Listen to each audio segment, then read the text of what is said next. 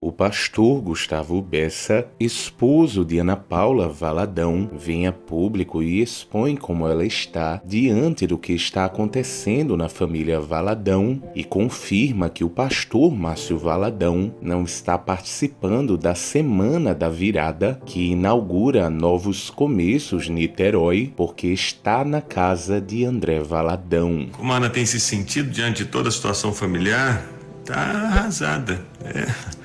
É uma situação muito difícil, muito pesada, muito triste. Não somente para ela, mas para todo mundo. Ore por nós, ore por ela, ore por todos nós. Deus pode pastorear os corações e Ele pode fazer. E cremos sim, eu creio que Deus vai fazer algo. Deus tem os meios, tem os modos e tem o tempo. Se o pastor Márcio foi para a casa do pastor André nesses dias, sim, ele foi para a casa do pastor André. Se o pastor Márcio está por dentro do que está acontecendo, sim, ele tem acompanhado, mas não tem falado nada. Não tem falado nada. Ana Paula Valadão posta uma foto indo para Novos Começos Niterói e escreve: brincando de provar óculos para tentar colorir o olhar. André Valadão faz algumas publicações com seu pai. Concede como família e, acima de tudo, como família do Senhor, que esse alimento seja não apenas para o nosso corpo, mas para a comunhão também.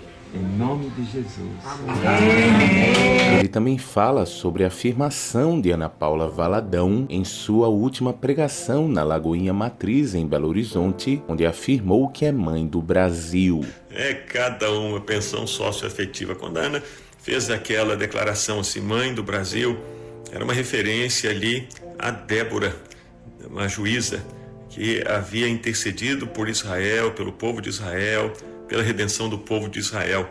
Então foi naquele sentido, né? Usando aquela figura metafórica de alguém que se importou com o Brasil, que orou pelo Brasil, que chorou pelo Brasil, que pregou o evangelho no Brasil. Então é dentro desse sentido que ela falou sobre ser mãe da nação. Então é importante você conhecer a Bíblia e ver essa referência ali no livro de Juízes, né? de Débora, que se colocou como mãe de Israel, né? E por amor a Israel ela esteve lutando aquelas batalhas. Então é nesse aspecto que a Ana colocou ali aquela expressão.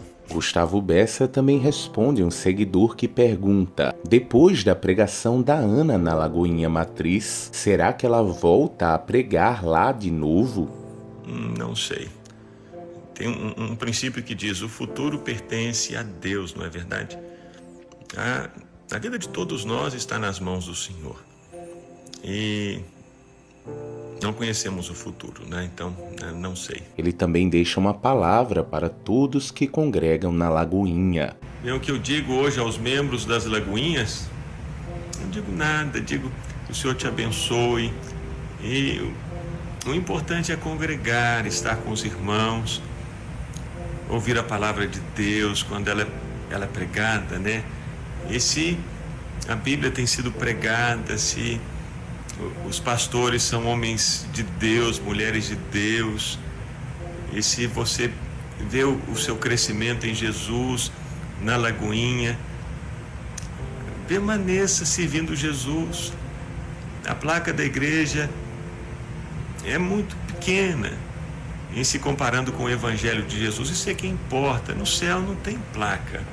No céu tem os salvos e remidos pelo sangue do Cordeiro. É isso que é importante, é só isso. Gustavo Bessa também dá o seu parecer sobre o porquê de Deus estar permitindo tudo isso vir à tona. Sim, eu concordo com você. Tudo isso é muito triste. E como eu tenho falado aqui, trouxe muita vergonha, muito peso. E peso para o coração de todos. E tem coisas que a gente não entende, por que Deus permite acontecer. Por que Deus expõe. E eu também já falei aqui também algumas vezes que no tocante à exposição, eu acredito que Deus permite para que ídolos sejam quebrados. Às vezes nós levantamos ídolos no nosso coração que não tem nada a ver com Deus. Levantamos instituições, levantamos pessoas, levantamos movimentos e os colocamos como ídolos e começamos a imaginar que a vida não existe sem eles. E Deus então expõe algumas situações de fragilidade para que esses ídolos sejam quebrados e para que os nossos olhos estejam somente nele. Mas todo esse movimento dói. Então ore por nós, ore por nós. Ele rebate um seguidor que afirma que eles estão envergonhando o Evangelho. Não entendi porque você colocou aqui que temos envergonhado o Evangelho. Eu discordo de você. Eu discordo porque envergonhar o Evangelho é não se posicionar pela verdade. Envergonhar o Evangelho é não se posicionar pela justiça. Envergonhar o Evangelho é se omitir quando na verdade se tem que agir. Envergonhar o Evangelho é ficar em silêncio quando é necessário falar a verdade. Isso é envergonhar o Evangelho. O Evangelho é o poder de Deus para a salvação. E, portanto, se amamos a vida das pessoas, nós buscamos viver na luz e andar na luz. E depender de Deus, e clamar a Deus, e buscar a Deus, e reconhecer que Deus é aquele que pode mudar o nosso coração. Isso é honrar o Evangelho, a mensagem do Evangelho. Ele também comenta a fala do pastor Silas Malafaia, criticando o evento que a Lagoinha está promovendo na virada de ano. O que eu achei da mensagem do pastor Silas? Bem, eu achei uma mensagem legítima, uma reflexão muito pertinente em se tratando do dia 31 de dezembro, quando as igrejas, a maioria delas, organizam culto de passagem de ano, culto de ano novo para os membros, para que todos se reúnam, para orarem juntos, para buscarem a Deus juntos. Então ele fez uma reflexão nesse sentido e eu achei uma reflexão muito pertinente, muito legítima para esse tempo que temos vivido.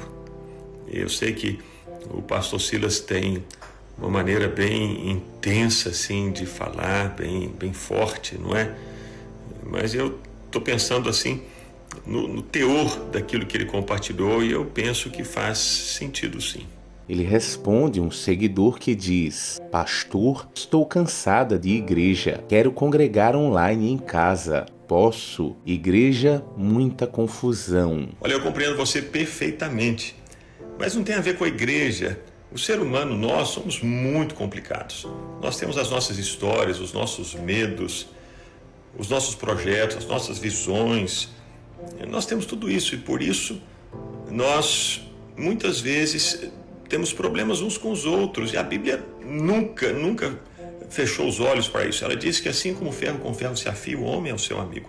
E a igreja é esse lugar, o lugar onde podemos crescer juntos, amadurecer juntos, um lugar onde podemos nos ajudar, orar uns com os outros, orar uns pelos outros. Portanto, é impossível haver igreja online. Impossível haver igreja da internet. Não existe, isso não é bíblico. Igreja online, igreja da internet é algo que não é bíblico, não é de Deus. Não é de Deus. O que é de Deus é esse lugar onde nós nos reunimos pessoalmente, fisicamente, para orarmos uns com os outros, conversarmos uns com os outros, chorarmos uns com os outros e alegrarmos uns com os outros.